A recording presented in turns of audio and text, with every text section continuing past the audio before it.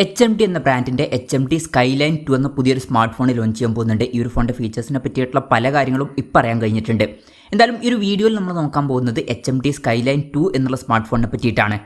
പിന്നെ വീഡിയോ തുടങ്ങുന്നതിന് മുമ്പ് പറയാനുള്ളൊരു കാര്യം എന്താ വെച്ചാൽ, ഇതുപോലെ നിങ്ങളുടെ സ്വന്തം ഫോട്ടോ അല്ലെങ്കിൽ നിങ്ങൾക്ക് ഇഷ്ടപ്പെട്ട ഡിസൈൻ പ്രിൻറ്റ് ചെയ്തിട്ടുള്ള മൊബൈൽ കേസുകൾ അഫോർഡബിൾ ആയിട്ടുള്ള പ്രൈസ് റേഞ്ചിൽ വേണം എന്നുണ്ടെങ്കിൽ ഇവിടെ ഒരു വാട്സപ്പ് നമ്പർ കൊടുക്കുന്നുണ്ട്. താഴെ ഡിസ്ക്രിപ്ഷനിലും കമൻറ്റ് ബോക്സിലും ആ ഒരു വാട്സപ്പ് നമ്പർ കാണാം, നിങ്ങൾക്ക് കോൺടാക്ട് ചെയ്യാവുന്നതാണ്. അപ്പം ആദ്യം നമ്മൾ ഫീച്ചേഴ്സും കാര്യങ്ങളൊക്കെ നോക്കുകയാണെന്നുണ്ടെങ്കിൽ ഡിസ്പ്ലേയുടെ കാര്യത്തിൽ HMD Skyline 2 6.55 ഇഞ്ചിൻ്റെ ഫുൾ HD+ ഡിസ്പ്ലേ ആണ് വരുന്നത്.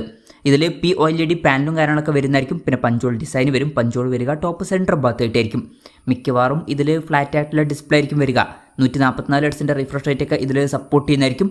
പിന്നെ പീക്ക് ബ്രൈറ്റ്നസ് വരിക 1200 നിറ്റ്സ് ആയിരിക്കും. അപ്പോൾ ഡിസ്പ്ലേ ഫീച്ചേഴ്സും മൊത്തത്തിൽ നോക്കുമ്പോൾ അത്യാവശ്യം തിരക്കുള്ള നല്ല ഡിസ്പ്ലേ ഫീച്ചേഴ്സും കാര്യങ്ങളൊക്കെ ഈ ഫോണിൽ വന്നേക്കാം.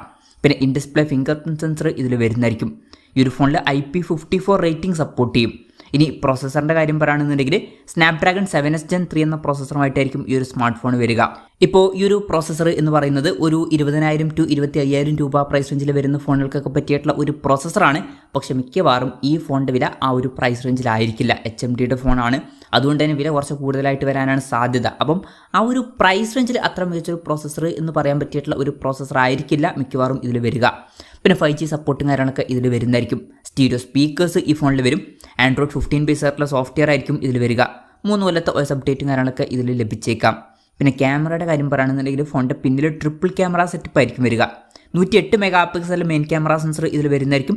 ഇതിൽ OSൻ്റെ സപ്പോർട്ട് വരും. പിന്നെ 13 MP അൾട്രാ വൈഡ് ആംഗിൾ ലെൻസും അതുപോലെ തന്നെ 50 MP ഒരു ടെലിഫോട്ടോ ലെൻസൊക്കെ ഇതിൽ വരുന്നതായിരിക്കും.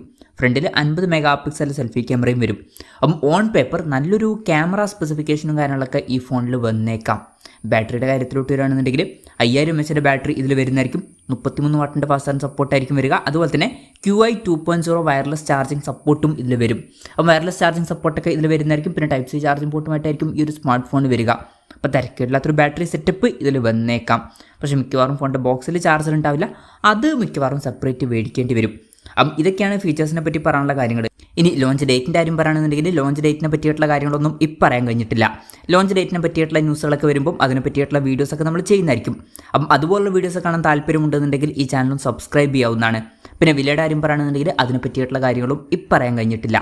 എന്നാലും നമ്മുടെ എക്സ്പെക്റ്റേഷൻ പറയുകയാണെന്നുണ്ടെങ്കിൽ ഫീച്ചേഴ്സൊക്കെ വെച്ച് നോക്കുമ്പോൾ ഈ ഫോണിൻ്റെ വില ഒരു 35,000 രൂപ പ്രൈസ് റേഞ്ചിലായിട്ട് വരെ എത്തിയേക്കാം.